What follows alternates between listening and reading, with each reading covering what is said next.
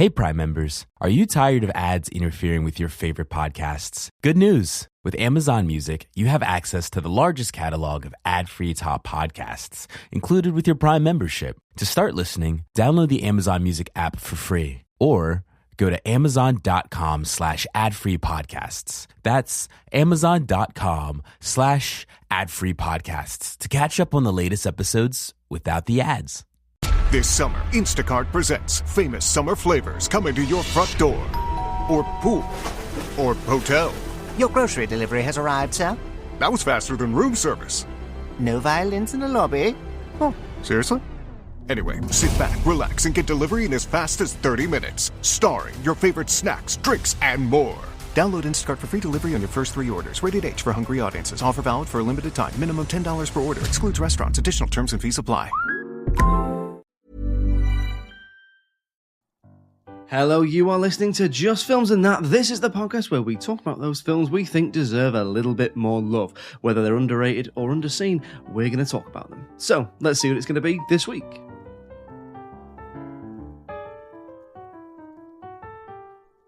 Hello, yes, welcome to another episode of Just Films and That. We're going to talk about Wimbledon this week, which is from 2004. I'm the host, Josh Hallam. And I'm Jamie Allerton.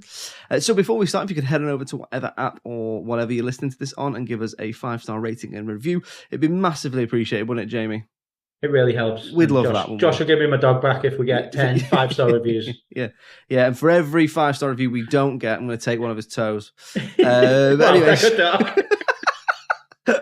So we're on Patreon as well, so if you do fancy supporting us and getting a little bit of extra stuff, then click the link in the show notes where you can get ad-free extended episodes with early access to them from £1 a month. So, Jamie, Wimbledon from 2004, stars Paul Bettany, doesn't it? Stars Kirsten Dunst, doesn't it? Yeah. Tennis and British challenges and stuff. Do you want me to tell you what this film is about? What's it about, Jamie? So, 5 years after Notting Hill, the same group of filmmakers go, let's do that again, but slightly different. Where super famous American tennis pro falls for a bumbling Brit nobody, but will their love outlast the tennis tournament starring Kirsten Dunst and Paul Bettany? Yeah, and we've already had Wimbledon this year, so any kind of, was it like internet SAO or whatever they call it, we've lost that. We've lost that. We've not got that. Absolutely balls that up.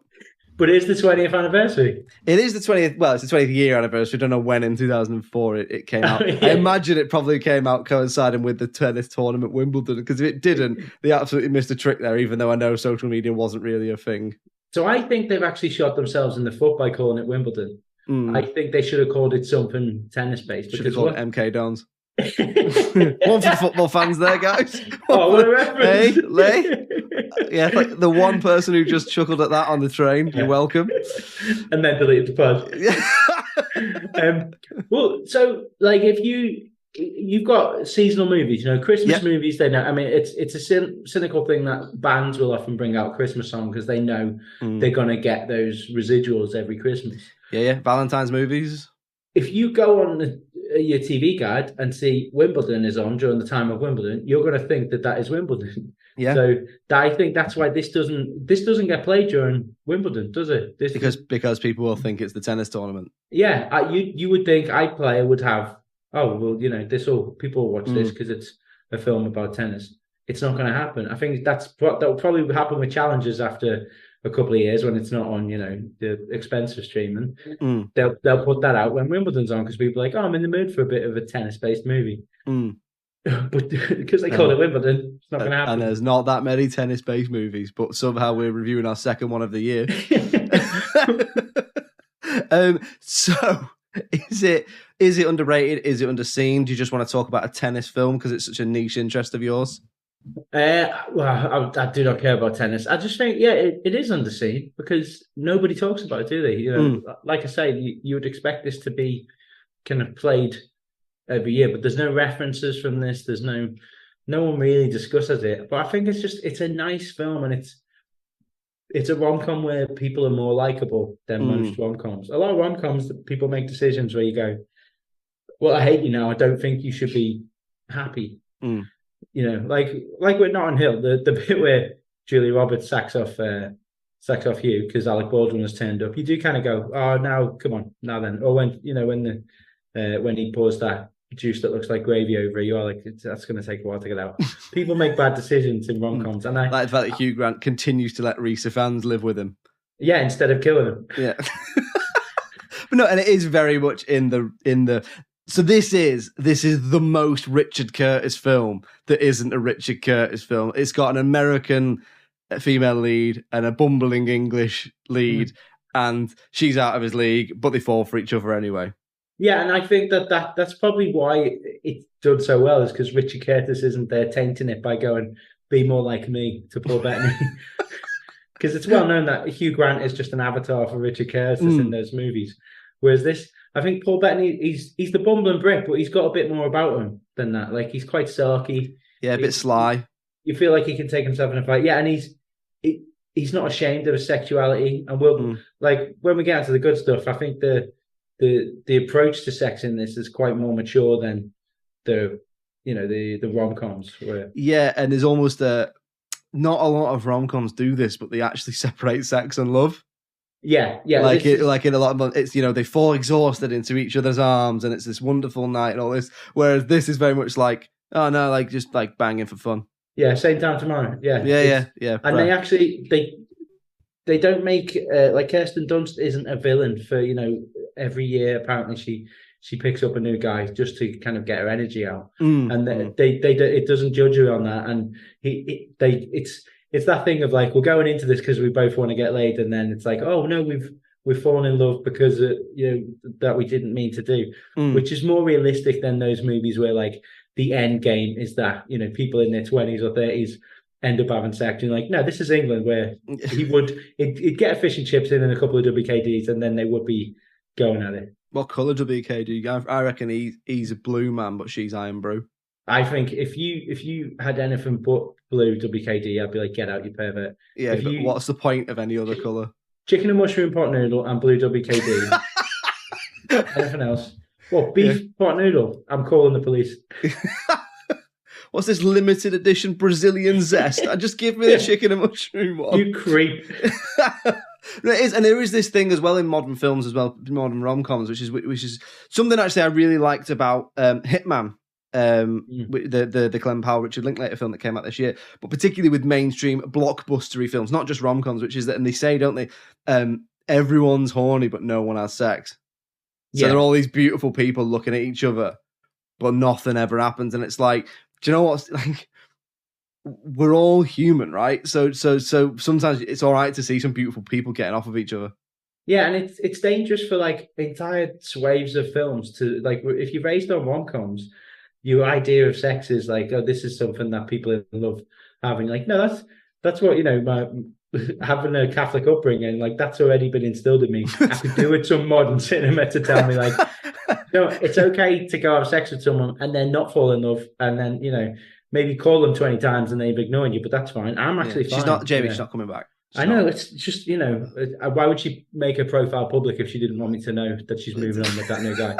I don't get it. Let's get into the good stuff then. So what did you like about it then, having watched it again? So we've got what you always have in the rom-com is the other lover who's a dickhead. And most rom-coms really mess this up, where you go, she would never get with that guy, but this explains it away so well. Every year she just likes, knobbing someone to help her with her game. So it does make sense that she would shag the other guy in this. Yeah. And they would obviously probably know each other because they're both American tennis players. Yeah. So they'd probably be signed to similar brands, train with similar people, do at the same events, all that sort of stuff. Yeah, so I like that. I like his underdog status, I think, is perfect. He's the 119th in the world, but at one point he was 11th. He was the 11th best tennis player. So it's not like Rocky, where it's like he's been pulled out of nowhere and he's going to go toe-to-head. He is a good tennis player. He just was never great. I mean, realistically, we're British, so we know if you're seeded at 119th, there's no way you're ever winning Wimbledon. No. But I think they do sell the kind of, he's an underdog, but it's not like he's, been pulled out of a chip van to go play tennis. He knows what he's doing. Yeah, it's not like they don't have that sort of Happy Gilmore moment of like he's playing tennis at school and he hits a ball so hard it knocks someone over and they all look like, this guy's got something. It's like, he was good at tennis. He's now not as good as tennis. But actually what the events of the film reinvigorate his career somewhat. Yeah, and you also I think Paul Bettany's aged perfectly for this. Like you get bang that. on 30 in here, something like that. Someone who's coming to the end of their tennis career, Mm. but someone who you could see go, no, I'm going to give it another shot. Like, and also they're very likable. I think they are very likable. That was the main thing. So I went into this really wanting to enjoy it, and I thought it was flawed, but I did find stuff I liked. And the main thing that I did like was that those two were just likable and charming. Like, they work really well. I mean, the fact that Kirsten Dunst is 22 in this, but, and I'm, not commenting on the age difference or anything like that, because they're both adults or whatever, but she gives a really good performance. She holds her own with every single actor on stage with it. And you fully believe her as a fully, like you say, confident, adult, but obviously she's an adult because she's 22 too. But the point I mean is she holds her own with everyone, and you don't see her age as being a problem. Like, we've seen there's plenty of times when you make a film with like a decent cast like this has got, and there's one outlier, and you're like, they just can't keep up with everybody else. Yeah. Whereas in this, everyone like when we get to bad, I'll explain a couple of characters that I think we can exercise, but no one's acting badly in this. No. And actually, one of the things I really liked is the relationship he has with Jamie Lannister. Nikolai Coster-Waldau. I mean, he's Jamie Lannister, though. Yeah, Jamie Lannister, yeah. But I think that's in sporting movies. Like, imagine in Rocky if there was a scene where he beat one of his best mates, like he beat Paulie in a round, and then Paulie says, like, "No, I've got to stick around because it's part of your training, is that we spar." Like, that's such a really nice relationship that you don't often get to say, that male friendship where it's like, I'm here for you no matter what. And I think they've got, and they have like a bit of banter back and forth. Like they spar as like male friends would. And I really like, because they didn't have to have that relationship. They could have just, had his agent and had, it's stuff he's got with his family. But I like that they threw in, another tennis player. And they play each other, but it's just fine. Yeah, and they don't show it. It's not a big dramatic thing. They don't even show the game. No, and it's not like there's a love triangle between the two of them and Kirsten Dunst, or that he's also having a good tournament, or he's much more highly rated. So at the end, it's like, oh, they're playing each other in the final. It's just, they just happen to get drawn against each other. And he's called Dieter, and Paul Bettany's called Peter. Dieter and Peter. So. Oh, yeah. Well, actually, weirdly, I've got a note that says normally in a rom-com, it would be her who has the best friend, because rom-coms are like, well, women talk more about their feelings. And that would have been Rita Wilson. But on this, they go, oh, no, we're going to go with the guy mainly, and we're actually going to have him express his feelings. Yeah. And I think there is something magical about that. At least that's why Notting Hill did so well. Putting an American and a Brit together. The culture clash is always fun because we as Brits find Americans like exciting, don't we? And Americans see us as like traditional, and like there's something exciting about our ways and our pomp. Whereas we see them as like, oh, you're Hollywood and you're showbiz and you're glamour. So it's always a fun, exciting culture clash. There's loads I like about this. Now, we will get to the stuff we don't like. But what else then? What else? I think that, like, having played a little bit of sport at university, I know you wouldn't think that if you met me now. So I played a bit of lacrosse at uni, and I think they get the voice that you have in your head when you're playing competitively spot on. Yeah, the little inner monologue that's like, I'm going to do that. Because isn't there at one point he's going to do something, he's like, oh, fuck it. Yeah, he's like, because she tells him all the kind of the arrogant dickheads tells. Like, if he moves back on this foot, he's going to do this sort of thing. He starts beating him, and then because he's knackered, and he even says there's a couple of bits where he's like, "Oh my god, I'm knackered." Yeah, and I've played games in that where I've just thought to myself, I just want this to be over. And they like the cinematically, I think they do some interesting things where it like zooms in and out on him, and it makes you can kind of feel that frantic feeling to him. Yeah, no, absolutely. And I think the way the tennis itself is shot is quite good. It's obviously it's hard not to compare it to Challengers, because Challengers have been a big release this year and it's set in the world of tennis, and obviously Challengers is 20 years later, but there's still well shot. The tennis, it's well framed. They even use a similar shot where you follow the tennis ball as well. Yeah, I think that like in one shot they show you the success of, because I think she's playing on the main court and it shows you all the people, then it zooms out and comes back in and it shows him playing. Or like hardly anyone's watching, and it just goes right there. That's the scale. That's the scope. There you go. And also the contrivance. Every rom-com, you need to split them up so that you can be happy with them getting together. And the contrivance on this is actually like quite good. It's that he went around and slept with her the night before a big game for both of them. But she said, I need to rest. It'll put me off my game. And he, in his head, every time he sleeps with her, he does well the next day. Yeah, it's like his lucky charm. Yeah, and it's like he selfishly kind of insists that they do. And then she loses, he wins. So it's not like I got the wrong end of the stick, or I did this, or it's not something we've seen 1,000 times in 1,000 rom-coms. It's that he actually was a selfish prick on that, and he does need to apologize. Yeah, but it's not like a huge thing. She forgives him, and it's one of those weird sporting superstitions, that isn't it? Yeah, everyone should sleep with Kirsten Dunst if they want to do well. Yeah. Next day. That's what I've heard, actually. Okay, so we'll move on then to anything that we didn't like. Now, I've already touched on it there, that I think it's flawed. What I liked was the performances and the script and the likability of the characters. What about you then? Is there anything you didn't like, or do you want me to go? You can go if you want. Yeah, okay. The main thing I'd say is the script. So I think the script is a little bit clunky. I don't think it's funny enough. Do you know what I mean? I think all about, for me, rom-coms being a really good balance of rom and com. Whereas this is plenty heavy on the rom, but I don't think there's enough com in there. I did laugh once, which is where they make a joke about his dad being a quick shag or something like that. I can't remember what it is. Late great Bernard Hill, of course. So shout out to him. And there is just a little bit of clunkiness all through the script. So there's little bits of exposition. Like in the first 10 minutes, they mentioned that he was 11th in the world about 3 times. And there's little bits of exposition. I was like, they've dropped that in a weird way. So there's a bit where his mum goes, I hear you plan to retire. And it's like, you'd have told her. Yeah, the whole point is that he's not announced it. Oh, is it? No, as in, you're right. Like, the whole point is that he's going to announce his retirement at Wimbledon. So where's she heard that from? Yeah, that's what I mean. Like, yeah, so it's clunky in that sense. They do repeat a lot. There's a few bits in terms of like the age, and I don't just mean in like, oh, you can't get away with that anymore. What I mean is in terms of like, I feel like if this was written now, there maybe would be more friction between the two lead characters, rather than it just being like, it's literally like they both are just looking for love and sex and a mixture of both, and then they find each other and go. So like to the point where I didn't mind. There's a bit where he walks in and sees her in the shower, but she's covered by a screen, so he doesn't really see anything, and she's sort of not bothered. And I sort of got that. Well, is that instant connection of like, well, we're gonna bang, that sort of thing. As meet cutes go, him getting the wrong key for the hotel is actually quite a decent meet cute. It's fine. Yeah. It's fine. But I did think it was just a little bit clunky in terms of like, there's not that much build up to the relationship thing. It's one of those films where things just happen. And there's not that much friction and resistance. Although I enjoyed James McAvoy in his massive scumbag era.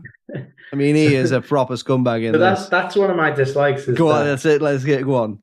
Because obviously McAvoy is the Spike from Notting Hill of this. Yes, he is. Yeah, he's a scumbag, but like he sells them out to the press, and he's constantly betting against his brother. This is like, isn't it? Isn't he zany and like? What's he like? But I'd knock him out if it was my brother. If I took like a famous girl back to my flat and he was doing stuff there, and then he told the press, his teeth would be at the back of his neck. Yeah. And it's that kind of where they just get the tone wrong on, is this a scamp or is it actually a loathsome character? And also, from the second that he bets against them, you're like, okay, so the final bit is that he's gonna say that he bet on him. Yeah. As soon as he walks in that betting shop, what he's going to do. I think his character you don't really need, and no. Jon Favreau you do not need in this film. With the strangest joke about cucumber sandwiches I've ever seen in a film. Yeah, like that Brits eat cucumber sandwiches, and then he loves it, and it's just weird because this is even pre-Iron Man Jon Favreau, so it's not like he's huge. This is swingers Jon Favreau. Yeah, and I don't know if they kind of went, we need another American in this that we can put on the poster. Yeah. He was Pete. He's been Pete in Friends, so people kind of know who he is. But it's a weird character, and yeah, it doesn't make, like you say, is it that it's almost one of those things where you think, did they cut some of it where it would have made more sense as to why he's in it? was there more friction because he represents both, he represents Paul Bettany's character and he represents the arsehole as well. But again, things kind of just go the right way for everyone. He just says, I like him, I like you more than him. Yeah, yeah. And the script is clunky. A lot of that is down to the age, and like this is what rom-coms of this time were like. Stuff just happened, and it was more about the end than the journey, sort of thing. And I don't want to go in on it too hard. I just was a little bit like bit cliched in places, a bit clunky in places. Stuff just happened, but I didn't not enjoy it or anything like that. It was for me, it was just entirely carried by Kirsten Dunst and Paul Bettany's chemistry. I will say, as a Brit, that if you're driving from London to Brighton, it doesn't take all night. It's not an overnighter. And at one point, they're driving through like an orchard, and you're like, no, they take you 2 hours on the motorway. Yeah, I think it's one of those. It's like The Holiday. It makes it like Britain is London, and everything outside of London is a sort of quaint town or village. Yeah, it is nice to see Brighton on screen, and I think they do that quite well. But also, if she's like the most famous female tennis player in the world, so there's no way that they'd be able to go for a run. And the media attention would put more strain on the relationship than I think they show. But the other thing in this as well is, and maybe I'm speaking out of turn, people can correct me. It makes it like a lot more people give a shit about tennis. Like there's bits where, if this happened, like obviously in our lifetime, Andy Murray, who is British, so he's not. I know he's not English, but he's won Wimbledon twice, hasn't he? Yeah. And I remember watching one of them, and it was a big deal. And I'm not really into tennis, but I still watched it because it was like a historic moment. But it literally's got people like round Dixon's window watching it, like when a president gives a speech in Independence Day, and it's like he's telling you to go and hug your families and stuff. Literally, if it was a World Cup final and England were playing in it, it wouldn't be as big as a deal as this film. And I'll tell you why it's not realistic, Jamie. All through this film, it's all about tennis. Everyone loves tennis, and Paul Bettany gets to the final. Not once is Cliff Richard in it. Not pictured in the crowd, is he? That was the deleted Challengers level threesome. It rained one day in the film, and they pull the cover over, and then Cliff Richard walks into the dressing room, and he says to like Kirsten Dunst and Paul Bettany, "Are we doing this every year? I do this. You might not doing know. This thing." I'm seeded number one at shagging tennis players. What else for you? I don't think they explain the rules of tennis very well, to the point that when he wins, I was like, is that match point? Did he win? Yeah, and I do roughly know the rules of tennis, but I couldn't follow it. It seemed like they played way more than they play in tennis. Yeah, I think they kind of show you that like you can go down quite a bit. Yeah. And still, come back. But yeah, I think if you don't know how tennis is played, you're on your own in this. Yeah. But apart from that, no, I liked it.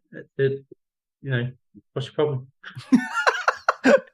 Oh, and actually punching someone in the face, your baddie dickhead. Yeah.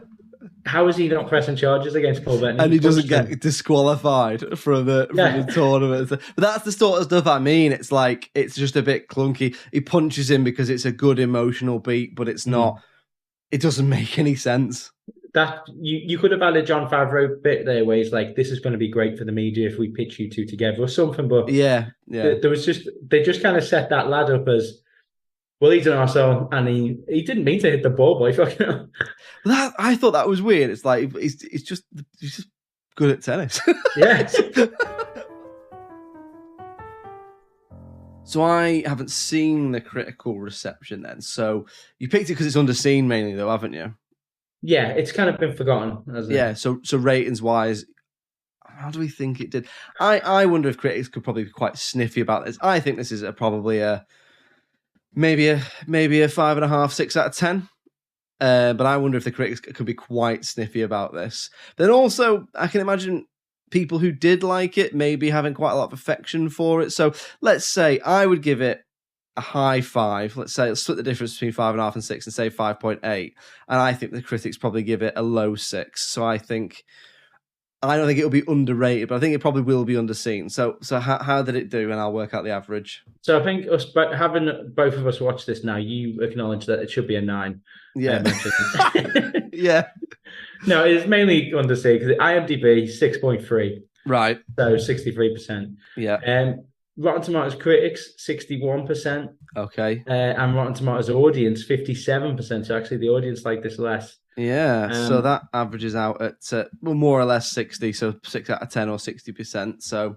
But I just think there's nothing wrong with it. I think it's a nice hug of a movie. It's a good Sunday afternoon rom-com, which I think this is pushing more towards the 7. And I'll fight anyone who says it's not. Well, okay. Well, in that case, for the audience, for ratings wise, we'll put it to the audience. Box office wise, then have you got the box office? The box office, it's one of them where technically it made money, but I'm looking at Box Office Mojo where it made 31. The budget was $31 million, right? And it made 41 million worldwide. That seems high. The budget seems high for. Yeah, I guess maybe the special effects and Kirsten Dunst was probably wanted it up front. I suppose you have got Kirsten Dunst, Paul Bettany, and Sam Neill. Like 04, she's riding high off Spider-Man 2. She's done Spider-Man 1 and 2, and an Interview with the Vampire, which was 10 years before, but she's still done it. And Bring It On, I suppose, as well. I don't know if she'd done Marie Antoinette at this point. Yeah, but she was the bigger name in this, wasn't she? Yeah, definitely. He wasn't a big name, but I guess maybe they do seem to shoot on location a lot in this. That maybe put the budget up. But as we know, kind of when you hear a budget, you have to double it really for marketing. So this was probably a disappointment for them. Yeah, I'd say there's definitely something in there. If you're looking for a switch your brain off Saturday night takeaway film, there's definitely something in there for you. So I'd say it's definitely underseen. For me, I'm not bothered on the ratings. I think that's probably appropriately rated, maybe above, but we'll put that to a vote. But you picked it because it's underseen. I reckon. What are we saying? We're saying underseen. Yeah, underseen. And with the ratings, you've made an enemy today, Josh. Well, there we go. Wimbledon is Jamie picked it because it's underseen, and he and it is indeed underseen. Ratings wise, we'll put that to a vote because we disagree because Jamie's incorrect.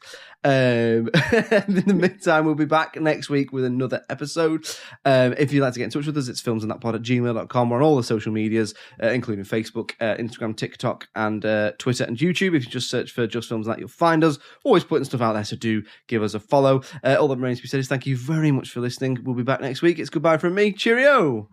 Bye.